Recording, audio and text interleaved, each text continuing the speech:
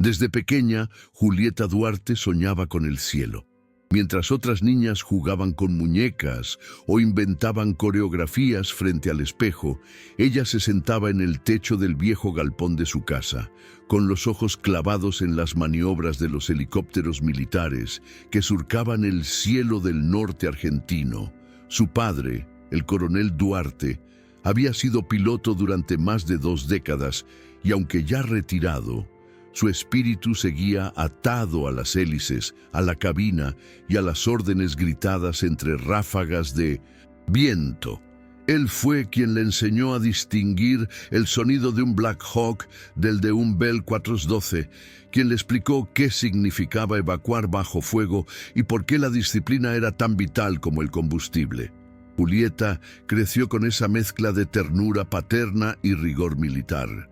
Era testaruda, sí, pero también tenaz. No soportaba la injusticia ni las medias tintas, y cuando decía que iba a hacer algo, lo hacía. Así, sin rodeos, a los 17 ya tenía claro que su vida estaría ligada a la aviación en combate. Entró a la Universidad Militar y se graduó con honores en Ingeniería Aeronáutica. Luego, con un rendimiento impecable, completó uno de los entrenamientos más exigentes como piloto de helicóptero. Cada maniobra, cada simulacro, cada examen fue una oportunidad para brillar, y lo hizo. Pero al incorporarse formalmente a las Fuerzas Aéreas, algo invisible se interpuso entre ella y sus aspiraciones. La primera vez que la asignaron a una oficina, creyó que era temporal. Redactar informes, logísticos, analizar manuales técnicos, organizar planillas de vuelo. Nada de eso era lo que ella había entrenado durante años. Al principio lo tomó como un paso más en la carrera, una etapa que había que cumplir.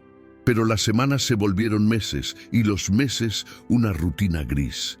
Mientras sus compañeros varones acumulaban horas de vuelo y eran enviados al frente, a ella se le encargaban tareas de confianza en la base. Siempre con palabras suaves, con sonrisas falsas, con frases como «Necesitamos alguien con tu orden» o «Esto también es importante para el funcionamiento del escuadrón». Y así, la promesa de igualdad se disolvía en excusas educadas y sutiles puertas cerradas. Julieta nunca se quejó en voz alta. En su lugar, comenzó a registrar cada asignación, cada vuelo denegado, cada evaluación ignorada. Sabía que si hablaba sin pruebas, sería tildada de sensible o conflictiva. Entonces, eligió el camino largo, perfeccionarse, esperar, estar lista. Hasta que un día, ese momento llegó. Una alerta roja irrumpió en la base. Un escuadrón médico necesitaba un nuevo líder para operar en una zona de conflicto creciente cerca de la frontera. La misión era crítica. Evacuaciones bajo fuego, traslados de urgencia, reconocimiento en áreas hostiles. Julieta no lo dudó. Presentó su candidatura con un informe detallado de sus capacidades, sus certificaciones, sus entrenamientos extra y sus simulacros de combate. Era, objetivamente, la candidata más calificada. Sin embargo, ni siquiera fue convocada a la entrevista. El capitán Robledo, un veterano endurecido por años de servicio, tomó la decisión sin pestañear. Asignó el puesto a un piloto con menos experiencia, menos horas de vuelo y ninguna especialización médica. La explicación, una vez más, fue educada. La presión del frente requiere un temple específico. Julieta entendió el mensaje. No era su temple lo que cuestionaban, era su género. Lejos de explotar, respiró hondo. Esa misma noche se presentó voluntariamente como copiloto para las misiones más peligrosas del escuadrón. Sabía que no le darían el mando, pero nadie podía impedirle acompañar. El teniente Lara, un joven médico militar recién llegado del Hospital Central, fue uno de los primeros en aceptarla como compañera. Al principio por cortesía, luego por confianza. Julieta demostraba en cada vuelo un control técnico impecable y una calma quirúrgica incluso en las situaciones más críticas. En el aire Su presencia se volvía indispensable. Sabía leer mapas bajo presión, calcular rutas alternativas en segundos y tomar el control si el piloto titubeaba. Lara, que había visto de cerca los estragos del ego en medio del caos, encontró en Julieta una aliada silenciosa pero firme. Con ella, las misiones fluían. Evacuaron a soldados heridos, atravesaron tormentas repentinas y regresaron siempre con todos a bordo. Poco a poco, el escuadrón empezó a confiar en ella más allá del rango. Sus compañeros dejaban sus vidas en manos de Julieta sin pensarlo. Y eso, en la jerarquía militar, era más poderoso que cualquier condecoración. Pero para Robledo, aquella ascendente influencia era un problema. Él necesitaba mantener el control, marcar límites, reforzar el orden. Y Julieta, con su determinación callada y su capacidad evidente, amenazaba su autoridad sin romper jamás las reglas. Todo cambió durante una misión de extracción. Un pelotón había sido emboscado en un cañón estrecho. El helicóptero designado para el rescate salió con una tripulación de emergencia, entre ellos Julieta como copiloto. A medio camino, con disparos cruzando el cielo, el piloto sufrió una crisis de pánico. Temblaba, incapaz de sostener los mandos. En esos segundos eternos donde todo podía perderse, Julieta tomó una decisión que le cambiaría la vida. Sin pedir permiso, sin esperar órdenes, se deslizó al asiento del piloto, retomó el control del helicóptero y ejecutó una maniobra de evasión que ningún simulador había previsto. Atravesó la línea de fuego, descendió entre escombros y levantó a los heridos con una rapidez quirúrgica. Luego, con precisión matemática, ascendió de nuevo bajo fuego enemigo y los llevó de regreso a la base. Todos vivos, todos a salvo. El silencio al aterrizar fue absoluto. Nadie hablaba, pero todos sabían lo que había pasado. Robledo llegó al hangar con el rostro duro, preparado para una sanción ejemplar por insubordinación. Pero antes de que pudiera abrir la boca, Lara dio un paso al frente. Lo siguieron los soldados rescatados. Uno por uno, narraron cómo Julieta había salvado sus vidas cuando la cadena de mando falló. El informe oficial no podía ignorar los hechos.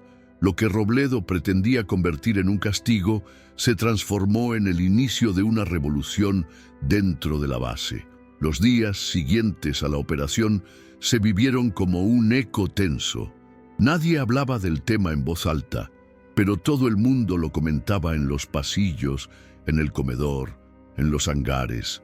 El nombre de Julieta Duarte dejó de ser apenas una mención en los informes administrativos para convertirse en símbolo de algo que muchos querían, pero pocos se atrevían a decir: un cambio.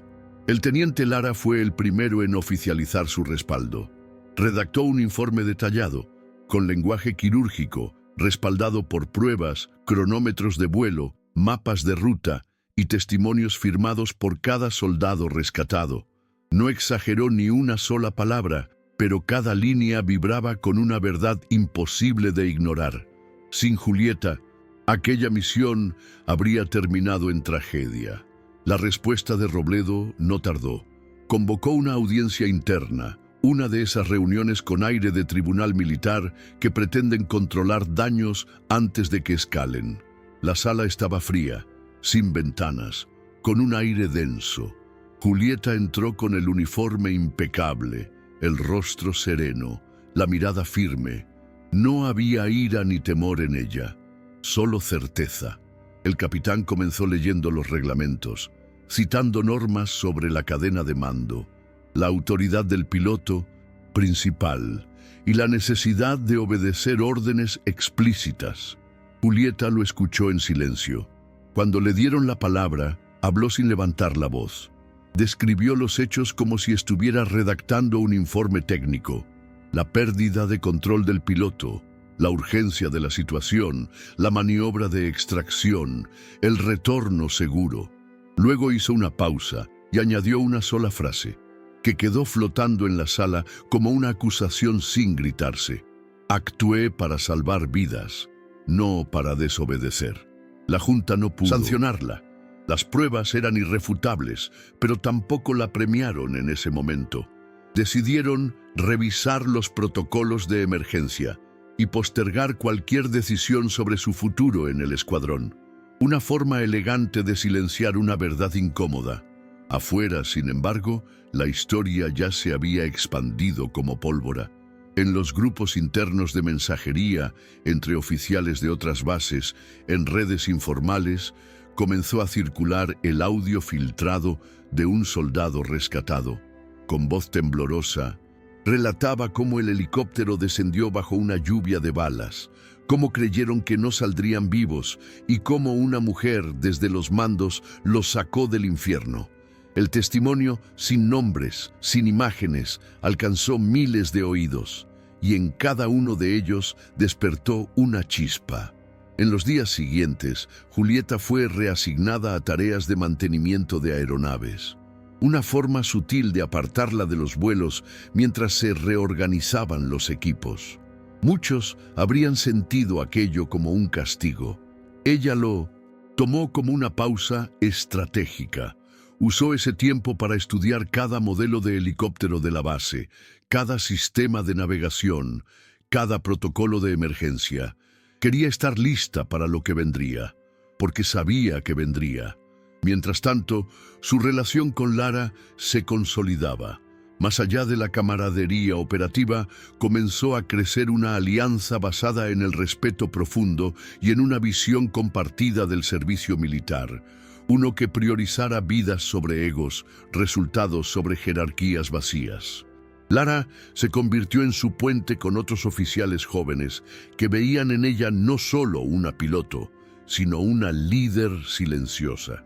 En las noches, entre turnos, compartían informes médicos, mapas de zonas calientes, teorías tácticas, pero también hablaban de sus historias, de sus miedos, de la presión constante de ser más que competentes para ser apenas reconocidos. Un mes después, el conflicto en la frontera se intensificó. Hubo ataques coordinados en varios puntos y la necesidad de evacuaciones rápidas se volvió urgente. El escuadrón médico se vio desbordado. El piloto que la había reemplazado fue herido en una misión fallida y la lista de heridos crecía cada hora. Fue entonces cuando el general Antúnez, comandante regional, visitó la base. Un hombre metódico, de voz baja y ojos filosos, al que no se le escapaba nada. Al revisar los informes operativos, reparó en el nombre de Julieta una y otra vez.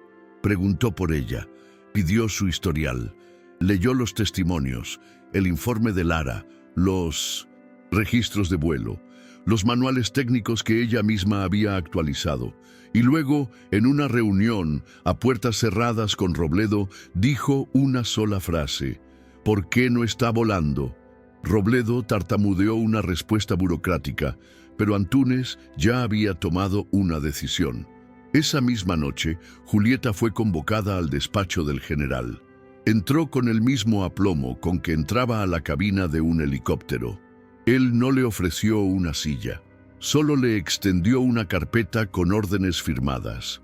A partir de 1910, ese momento sería la comandante interina del escuadrón de evacuación. Julieta no sonrió ni hizo preguntas. Aceptó el documento, saludó y se retiró. Al salir, se encontró con Lara esperándola afuera. No hizo falta decir nada. Él vio el cambio en su andar, en su respiración contenida, en el fuego que le brillaba en los ojos. En los días que siguieron, reorganizó el escuadrón completo, reasignó roles, rediseñó rutas de extracción, estableció turnos mixtos y sesiones de entrenamiento bajo estrés. Su estilo era directo, técnico, sin ornamentos, pero profundamente humano. Escuchaba, corregía, delegaba y exigía con la misma naturalidad con que se ponía el casco. No buscaba agradar, sino salvar vidas. Algunos veteranos la miraban con recelo, otros con resignación. Pero los más jóvenes, los más expuestos al campo, la seguían con fervor. En ellos se instaló la certeza de que con Julieta al mando tenían más posibilidades de volver vivos. Y en el ejército esa confianza vale más que cualquier rango.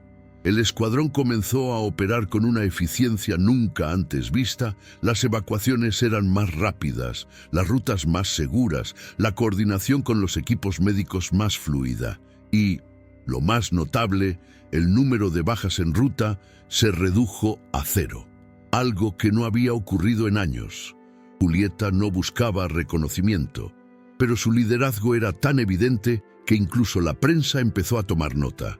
Una corresponsal de guerra logró colarse en una de las misiones y, sin revelar detalles sensibles, escribió un artículo titulado «La comandante del silencio».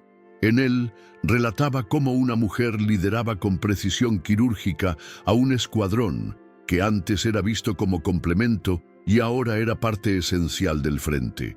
El artículo se viralizó en cuestión de horas, y con él el nombre de Julieta Duarte comenzó a circular fuera de los círculos militares. La imagen de una mujer al mando, tomando decisiones bajo fuego, salvando vidas sin esperar permiso, se convirtió en símbolo de una nueva era. Robledo, arrinconado por los hechos y la opinión pública, comenzó a maniobrar políticamente. Convocó reuniones con otros oficiales conservadores, intentó influir en informes, sugirió cambios estratégicos para limitar su alcance. Pero ya era tarde.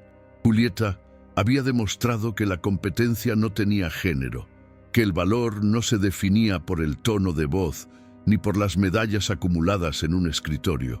Había llegado para quedarse. Las semanas siguientes consolidaron la figura de Julieta como una comandante que no solo sabía liderar desde la técnica, sino también desde la empatía.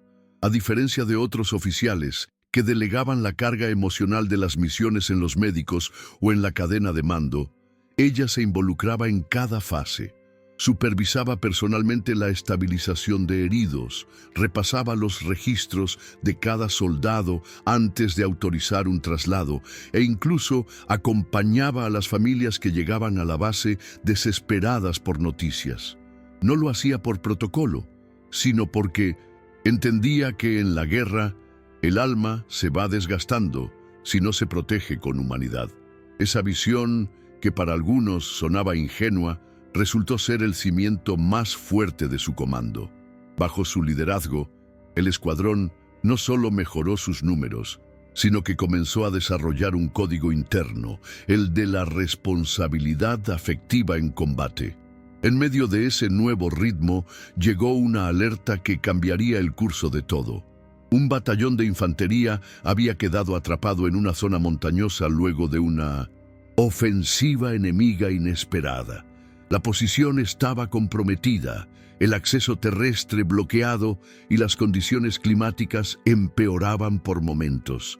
Los satélites confirmaban que había fuego cruzado intenso, minas activas y al menos 12 soldados heridos graves. El escuadrón médico debía actuar. Julieta organizó el despliegue con precisión. En menos de 40 minutos, 2 helicópteros estaban listos. Uno para evacuación médica inmediata y otro como apoyo táctico. Ella misma pilotearía la primera aeronave. Era su manera de liderar, desde el frente, donde se decidía la vida o la muerte. Lara insistió en acompañarla. Era el único médico con entrenamiento quirúrgico de campo activo en la base y su presencia sería crucial. Julieta no discutió. Sabía que en esas misiones no se trataba de valentía, sino de competencia.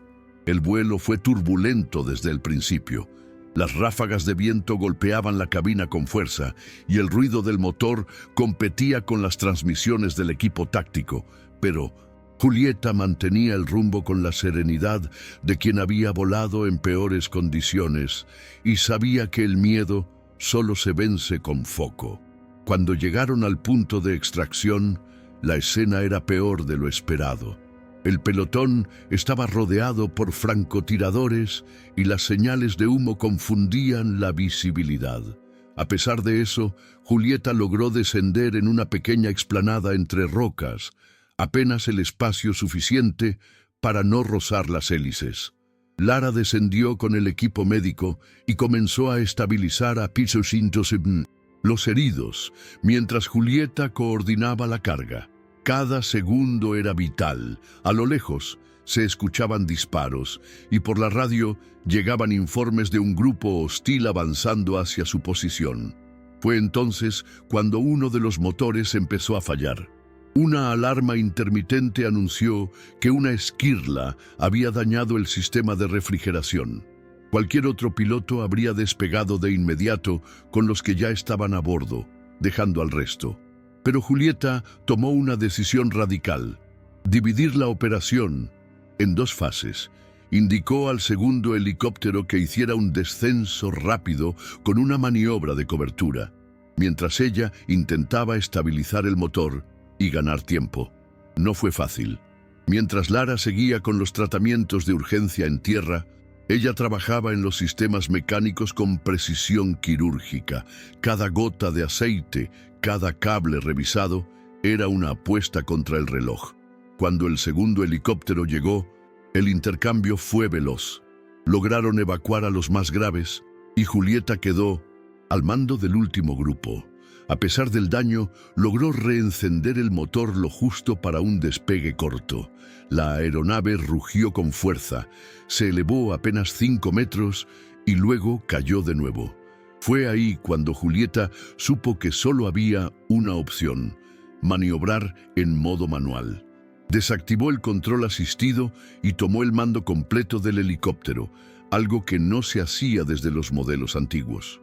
El aparato temblaba, las palancas respondían con lentitud y los controles eran traicioneros. Pero lo logró. Con pulso firme, levantó la nave y la condujo en una ruta alternativa entre los cañones, evadiendo a los enemigos con maniobras de bajo vuelo que apenas rozaban los arbustos. Cuando finalmente aterrizaron en la base, el helicóptero colapsó por completo. Las hélices se detuvieron, el humo cubrió la cabina y todos los sistemas se apagaron. Pero no hubo un solo herido adicional. Todos habían vuelto, y todos sabían por qué. El aplauso fue espontáneo, desde el personal de mantenimiento hasta los soldados que esperaban informes. Todos rompieron el protocolo. Julieta bajó de la cabina empapada en sudor, con el casco todavía puesto y el rostro cubierto de hollín. Lara la ayudó a bajar, sin palabras. Solo la miró como si acabara de ver a un mito caminar entre los vivos. El general Antunes llegó en helicóptero privado esa misma noche. Reunió a todo el escuadrón en el hangar principal. No hizo discursos largos. Solo entregó una condecoración que llevaba años sin otorgarse: la Estrella de Milosín, riesgo operacional por excelencia en maniobra crítica. Luego, ante todos, pronunció las palabras que marcarían un antes y un después. A partir de hoy, el Escuadrón Bravo queda oficialmente bajo el mando de la comandante Julieta Duarte. No por ser mujer, no por política, sino porque es la mejor. El aplauso esta vez fue un rugido. Robledo, en la penumbra del fondo, apretó los dientes. Sabía que su tiempo de control había terminado. Esa noche, Julieta no celebró. Se encerró en su habitación y repasó cada segundo de la misión. Había logrado lo imposible, pero también sabía que el siguiente desafío sería más sutil: mantener la integridad de su liderazgo en un sistema que aún la veía como una excepción. Lara apareció en la puerta sin palabras. Solo se sentó a su lado. No era el momento de hablar de sentimientos ni de futuros, pero ambos sabían que lo que habían construido juntos iba más allá de los límites del uniforme. Era una alianza forjada bajo fuego, y esas no se rompen con el tiempo. Julieta miró por la ventana. El hangar brillaba bajo la luna y los helicópteros descansaban como bestias dormidas. Sonrió apenas, porque sabía que aquello recién comenzaba. El nombramiento oficial de Julieta como comandante del Escuadrón Bravo cambió no solo la dinámica de la base, sino la forma en que los escuadrones de evacuación eran vistos a nivel nacional. Hasta ese momento, esas unidades eran consideradas soporte táctico, una parte funcional pero secundaria en el engranaje militar. Bajo su liderazgo, se convirtieron en protagonistas, no por ego, sino por eficacia. Julieta sabía que el reconocimiento era un arma de doble filo. Aceptar la condecoración no la blindaba de los resentimientos ocultos, ni mucho menos de las nuevas presiones políticas que comenzaban a rodearla. Desde la capital comenzaron a llegar invitaciones a entrevistas, solicitudes para participar en campañas de igualdad, incluso propuestas para integrarse a la Plana Mayor de Planificación Estratégica. Pero ella rechazó todo. Su lugar seguía estando en el aire, con sus hombres y mujeres, con el polvo del despegue pegado a la piel. En la base, organizó lo que llamó rotación de mando consciente. Permitió que otros miembros del escuadrón lideraran misiones bajo su supervisión directa. Quería preparar a una nueva generación de oficiales capaces de decidir con cabeza fría y corazón encendido. Entre ellos, destacó la sargento Paula Morales, una mecánica con pasado en ingeniería de vuelo que había sido invisible para todos, hasta que Julieta la puso a prueba en una operación nocturna. Paula demostró no solo destreza técnica, sino liderazgo natural bajo presión. Julieta vio en ella algo familiar, la rabia contenida, el deseo de demostrar que no estaban donde estaban por accidente, y así, paso a paso, el escuadrón se volvió una célula de transformación, un espacio donde las jerarquías seguían existiendo, pero se nutrían del mérito, no del prejuicio. Mientras tanto, Robledo no desapareció. Aunque había perdido el control directo del escuadrón, conservaba influencia en el área de logística avanzada. Desde ahí, comenzó a bloquear solicitudes de mantenimiento, a retrasar repuestos clave, a interferir en los itinerarios con excusas operativas. No era una rebelión abierta, sino una guerra fría administrativa. Julieta, lejos de confrontarlo, lo enfrentó con datos. Presentó un informe al alto mando con evidencias del sabotaje burocrático, cruzó registros de entregas, reportes de vuelo y análisis de rendimiento. Todo sin una sola acusación personal, solo hechos. El resultado fue inmediato. Robledo fue transferido a una unidad de instrucción en el sur, lejos de cualquier operación activa. Aquel exilio honorable fue interpretado por muchos como una victoria definitiva, pero para Julieta no fue más que una señal de lo mucho que quedaba por hacer, porque si el sistema toleraba esas maniobras era porque seguía siendo parte del problema. Mientras tanto, las tensiones en la zona de conflicto escalaron. Grupos armados comenzaron a usar tecnología de interferencia para bloquear señales GPS. Las evacuaciones se volvieron más peligrosas, con rutas inciertas y coordenadas engañosas. Julieta respondió creando un sistema paralelo de navegación basado en geolocalización manual y lectura de mapas tácticos, entrenando a todos sus pilotos para operar sin satélites. El programa fue ridiculizado al principio, pero pronto se volvió esencial. En una de las primeras misiones bajo este nuevo protocolo, el helicóptero de la sargento Morales fue alcanzado por fuego enemigo. Quedó atrapado en una quebrada sin cobertura de radio. Julieta, sin esperar órdenes, despegó con un segundo equipo y trazó una ruta basada en las últimas coordenadas manuales. La misión de rescate duró más de 6 horas. Cuando lograron extraer al equipo, con 3 heridos y 1 inconsciente, la base entera entendió que aquella locura de volver al papel y la brújula les había salvado la vida.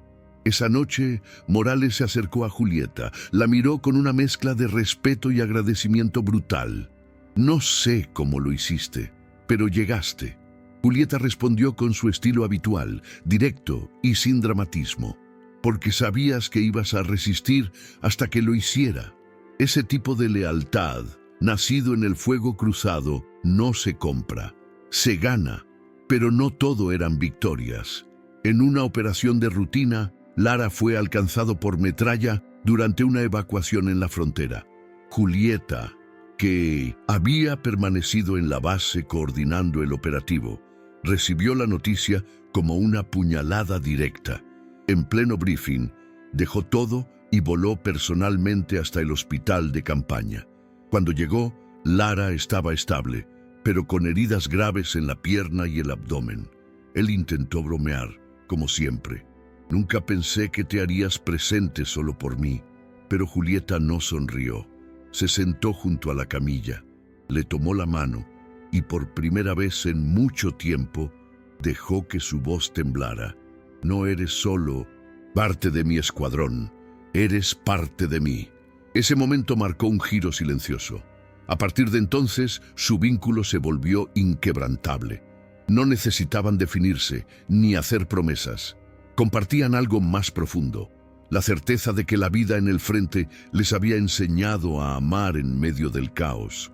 Un amor sin expectativas, pero con propósito. Con Lara fuera de acción temporalmente, Julieta intensificó la capacitación interna. Quería que todos pudieran cubrir el rol de todos. Eliminó las dependencias unilaterales, reorganizó turnos, estandarizó conocimientos médicos básicos para pilotos y conocimientos de vuelo básicos para médicos. Un escuadrón verdaderamente interdisciplinario. El resultado fue una estructura más sólida, más autónoma y más humana. Poco a poco, otras bases comenzaron a replicar su modelo. Lo que empezó como una excepción, una locura de una comandante emocional, se convirtió en norma. Y con ello, la resistencia también creció. Algunos sectores de la cúpula comenzaron a verla como una amenaza a la tradición. Se filtraron rumores, informes críticos, cuestionamientos a su estilo de mando demasiado horizontal. Pero Julieta, fiel a sí misma, nunca bajó la cabeza. En una reunión con altos mandos, ante la insinuación de que su liderazgo generaba desorden, respondió con una frase que quedó grabada en los pasillos del Estado Mayor. «Si el orden que defienden cuesta vidas, prefiero el caos que salva». Esa declaración selló su identidad dentro de las fuerzas. No era solo una comandante, era un símbolo. A medida que el nombre de Julieta Duarte se consolidaba como sinónimo de eficiencia táctica y liderazgo innovador, su figura comenzó a incomodar no solo a quienes defendían las jerarquías rígidas, sino también a los sectores políticos que veían en ella una amenaza para el equilibrio institucional. Su prestigio no provenía de favores, ni de apellidos influyentes, ni de operaciones mediáticas. Había emergido de la tierra, del barro, del humo, de las hélices en zonas hostiles, y ese tipo de poder asusta más que cualquier condecoración. Desde la capital comenzaron a presionarla con propuestas camufladas, traslados a cargos de gestión, promociones a unidades estratégicas con menos actividad operativa, incluso ofrecimientos de liderazgo en programas internacionales. Todos tenían el mismo objetivo: alejarla del terreno. Pero Julieta los rechazó uno por uno. No era arrogancia, era coherencia. A pesar de su negativa constante, alrededor se volvía más denso. Las inspecciones aumentaron, los informes comenzaron a recibir auditorías aleatorias. Se reactivaron investigaciones sobre antiguos errores de protocolos que nunca habían sido problema. La intención era clara: desgastarla desde dentro. Julieta respondía con profesionalismo, pero en privado comenzó a experimentar lo que hasta entonces había contenido con frialdad militar: agotamiento, no físico, sino emocional. Por primera vez, sintió el peso de tener que demostrar todo el tiempo que merecía el lugar que ya había ganado con hechos. El esfuerzo no estaba solo en el campo de batalla, sino en cada oficina, cada comité, cada informe. Lara, aún en recuperación, se convirtió en su ancla emocional. Desde el hospital de campaña reorganizó parte del equipo médico y creó un sistema de atención psicológica para el escuadrón, algo hasta entonces inexistente.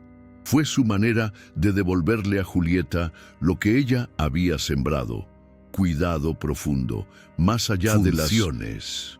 Una noche, mientras compartían un mate silencioso en la terraza del hospital, Julieta se quebró por primera vez. No fue un llanto dramático, sino una confesión seca. A veces siento que no importa lo que haga, siempre hay alguien esperando que falle para probar su punto. Lara no intentó consolarla con frases vacías, solo le respondió con firmeza: entonces, no falles. Pero no por ellos, por vos, porque esto no lo empezaste para ganar un debate, lo empezaste para cambiar las reglas. Esa frase la sostuvo en los días más duros. Fue entonces cuando ocurrió lo impensado. Una misión de rescate en la frontera con presencia civil terminó en tragedia. Una mina oculta, fuera del perímetro previsto, explotó durante la extracción de una familia atrapada entre líneas. Murieron 3 civiles, uno de ellos un niño. Julieta, que no estaba en el helicóptero pero había aprobado la operación, asumió toda la responsabilidad en el acto. La prensa se lanzó sobre la historia con voracidad. Las redes ardieron con críticas, con ataques personales, con campañas coordinadas para cuestionar su competencia. Algunos sectores políticos aprovecharon el momento para exigir su suspensión. Fue la primera vez que su puesto estuvo realmente en riesgo. El alto mando organizó una comisión investigadora. Julieta se presentó ante ellos con toda la documentación, mapas, coordenadas y grabaciones. No negó nada. No buscó culpables menores. Explicó cada decisión, cada paso, cada variable que condujo al error. Y concluyó con una frase que dejó la sala en silencio: la guerra no justifica la muerte de inocentes, pero la ocultación de errores sí perpetúa esa muerte. Si debo irme, que sea con la frente en alto, pero no me pidan mentir. La investigación confirmó que la mina había sido colocada días antes por un grupo no identificado y que la zona había sido declarada segura por un dron de reconocimiento defectuoso. No fue negligencia del escuadrón, sino un fallo técnico fuera de su control. Así, el daño mediático ya estaba hecho. En vez de suspenderla, el alto mando optó por una medida simbólica: revocar temporalmente su rol operativo mientras se reestructuraban los protocolos de intervención. En la práctica, era una forma de aislarla sin destituirla. Y para Julieta, eso dolía más que cualquier sanción. Pasó las siguientes semanas en una especie de limbo. No podía volar, no podía liderar misiones, no podía tocar las decisiones estratégicas, solo asistir a reuniones sin voto, revisar informes como asesora técnica y fingir que todo era parte del proceso. Fue entonces cuando Morales, ahora segunda al mando, dio un paso al frente. Organizó una reunión informal con todo el escuadrón. Uno a uno, los miembros comenzaron a narrar cómo Julieta había cambiado sus vidas. Algunos hablaron de decisiones clave que les habían salvado. Otros, de cómo habían encontrado en ella un modelo imposible hasta entonces. Incluso los más veteranos, los que al principio la habían mirado con recelo, reconocieron que bajo su mando se sentían más útiles, más protegidos, más humanos. Al final de esa reunión, Morales propuso algo inédito: que el escuadrón solicitara formalmente la restitución de Julieta, no por jerarquía, sino por consenso operativo. 103 firmas acompañaron la petición, no como acto de protesta, sino como declaración de principios. Cuando el documento llegó al escritorio del general Antúnez, la reacción fue inmediata. Convocó a Julieta a una reunión privada y le entregó una nueva orden de misión: Esta vez no solo volvería al frente, sino que sería la encargada de coordinar una operación conjunta entre escuadrones de distintas bases en una zona de intervención crítica. Su rol dejaba de ser local, pasaba a ser nacional. Julieta aceptó sin euforia. Lo hizo con la misma convicción con la que había volado aquella primera vez, sabiendo que cada logro venía con un precio, pero también que cada paso hacia adelante rompía un muro más para quienes venían. Detrás, esa noche, antes de dormir, recibió un mensaje de Lara. Vas a cambiar esta institución, pero no te olvides de vivir en el camino. Ella no respondió, solo sonrió, porque entendía que vivir, para ella, era seguir volando, incluso cuando el viento se le pusiera en contra. El regreso de Julieta al mando no fue silencioso. Su reinstalación al frente de operaciones conjuntas en zona crítica fue vista por muchos como una victoria estratégica, pero para ella representó algo mucho más profundo, una segunda oportunidad para demostrar que un liderazgo distinto no solo era posible, sino necesario. La operación que se le encomendó llevaba meses postergada por su complejidad. Se trataba de una extracción simultánea de heridos en 3 zonas distintas de combate, todas de difícil acceso y con rutas bloqueadas por conflictos activos. Para ejecutarla, Julieta debía coordinar helicópteros de 3 escuadrones diferentes, cada uno con dinámicas, protocolos y culturas internas marcadamente distintas. Era una misión de relojería táctica y de gestión humana. Lo primero que hizo fue reunir a todos los comandantes de las otras unidades. No comenzó con discursos ni con imposiciones. Escuchó. Quería entender cómo trabajaban, qué temían, qué necesitaban. Algunos la respetaban, otros la observaban con escepticismo, pero todos coincidían en algo. La operación requería un nivel de coordinación que nadie había logrado antes. Julieta propuso un enfoque poco ortodoxo. En lugar de dividir los recursos por escuadrón, los integró en células mixtas según habilidades. Mezcló pilotos con médicos, técnicos con tácticos, veteranos con novatos. Cada célula tendría un líder operativo rotativo y ella supervisaría desde un centro de comando móvil en pleno terreno de conflicto. Muchos cuestionaron la estrategia. Decían que romper las jerarquías tradicionales en plena zona de guerra era una locura, pero ella replicó con datos. Cada célula tendría mayor autonomía, flexibilidad y adaptabilidad frente a imprevistos. Y en guerra, lo único constante es el cambio. Durante 3 días, entrenaron en simulacros de alta intensidad. Las tensiones eran inevitables.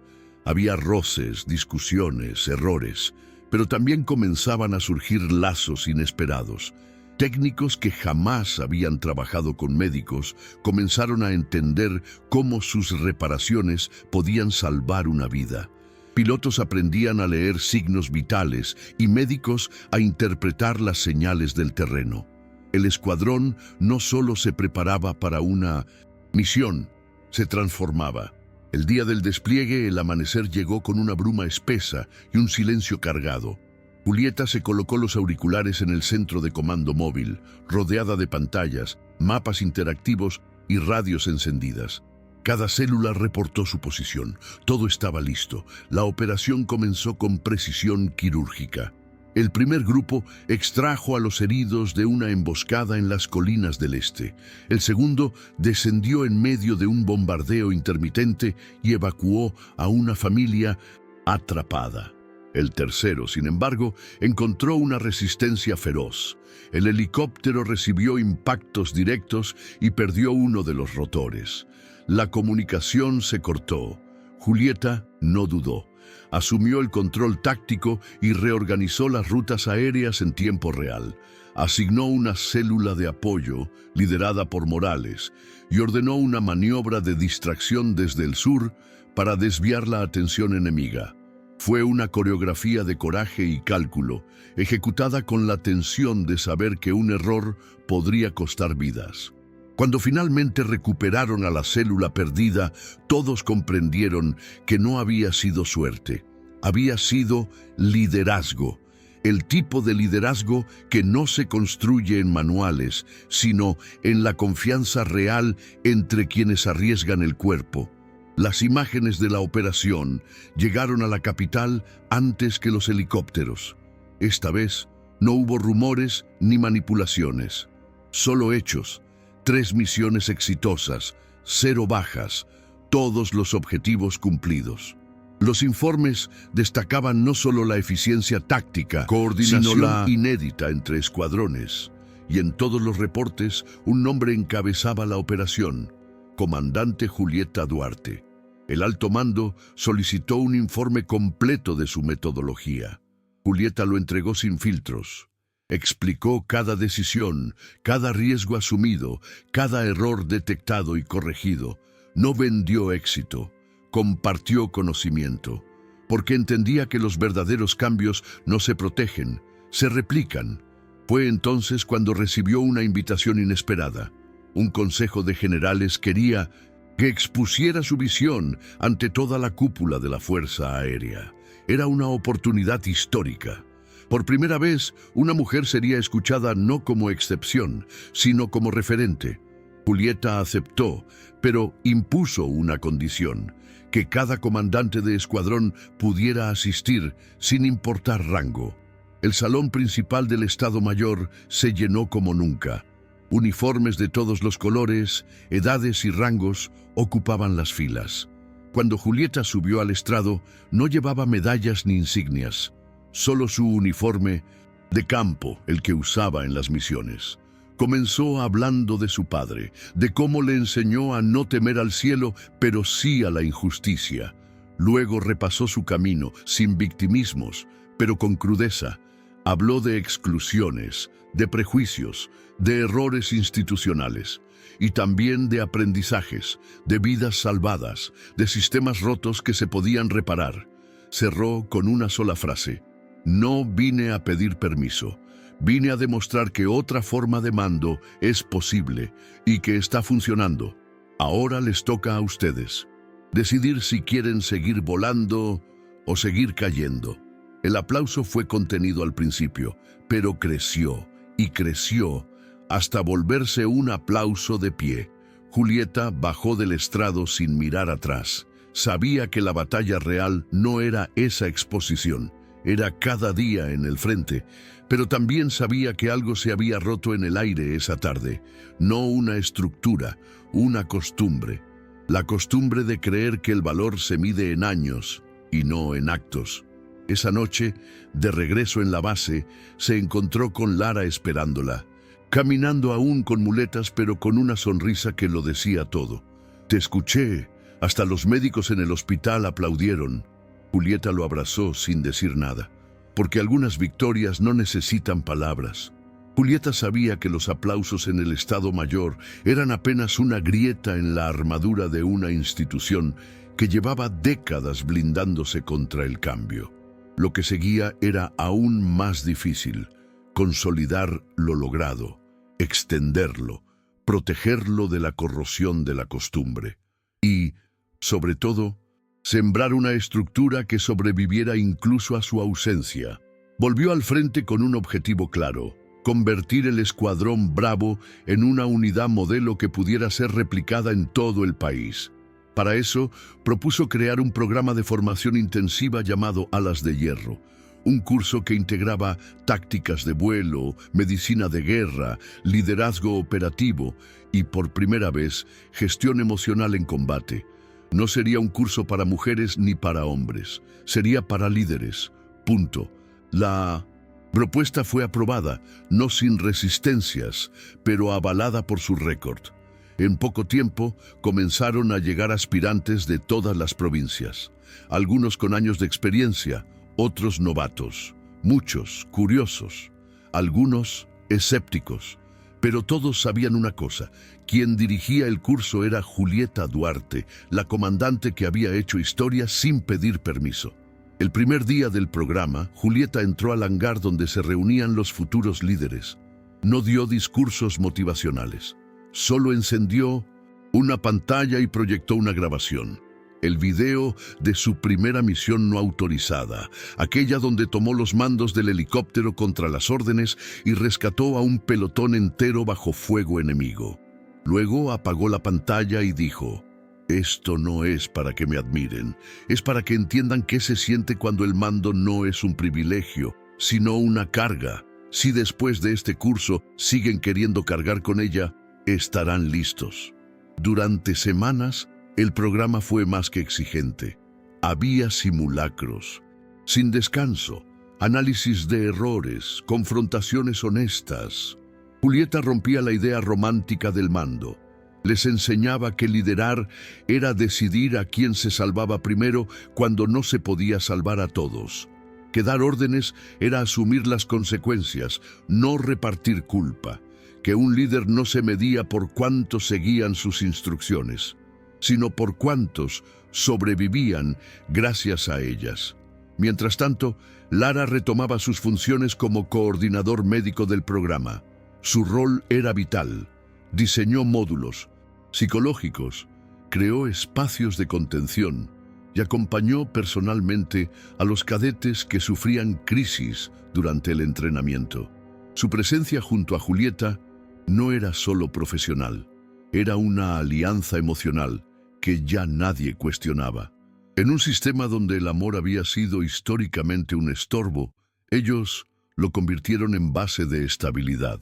Un día, Julieta recibió una llamada urgente. Un escuadrón en el norte había sido emboscado durante una misión humanitaria. El comandante al mando había caído y el resto del equipo estaba atrincherado en una escuela abandonada, rodeado por fuerzas hostiles. La situación era crítica. Sin esperar directivas, Julieta reactivó su unidad y voló hacia la zona junto a Morales y un equipo reducido. A su llegada, la tensión era palpable. Coordinó una operación relámpago, uso de drones para distracción, descensos sincronizados y una maniobra envolvente que aprovechaba la topografía local. En menos de 3 horas, el equipo atrapado fue rescatado. No hubo una sola baja. La operación fue tan impecable que incluso la prensa internacional cubrió el hecho. Una reportera preguntó a Julieta, apenas aterrizó, si consideraba que aquello era su victoria definitiva. Ella la miró, agotada pero entera, y respondió: «No existen victorias definitivas, solo pequeñas decisiones que cambian el rumbo de una historia. Hoy tomamos una de esas decisiones». Esa noche, en la base, Julieta reunió a su escuadrón. Los miró uno por uno. Veteranos, cadetes, médicos, pilotos, técnicos, todos distintos, todos iguales bajo el polvo de la guerra. Les dijo: «Cuando llegué aquí me dejaron claro que mi lugar estaba en la oficina, que ser mujer era un problema, que el mando no era para las que sentían demasiado. Pero hoy están ustedes acá y son prueba de que no solo podemos estar, podemos liderar y podemos hacerlo mejor». El silencio posterior no fue por respeto, fue por emoción contenida. Algunos lloraron sin esconderse, otros aplaudieron y muchos simplemente respiraron hondo, conscientes de que estaban presenciando el cierre de un ciclo y el inicio de otro. Julieta, por primera vez en años, se permitió descansar. Tomó una licencia breve. Viajó con Lara al sur, donde su padre vivía retirado. El coronel Duarte la abrazó con fuerza cuando la vio. Le bastó una frase para resumirlo todo: «No solo volaste, hija, cambiaste el cielo». Al regresar, recibió una resolución firmada por el Ministerio de Defensa. Su nombramiento como directora nacional del Pluritusens, nuevo programa de formación integral para líderes tácticos. Era, en los hechos, la creación de una nueva doctrina.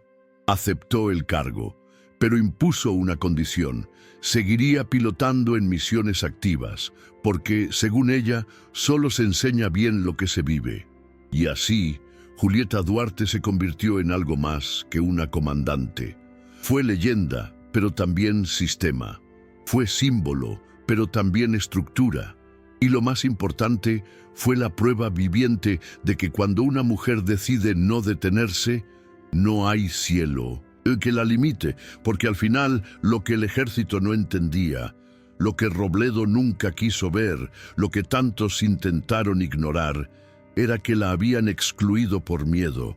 Miedo a lo que representaba, a su mirada limpia, a su determinación silenciosa, a su vuelo sin permiso.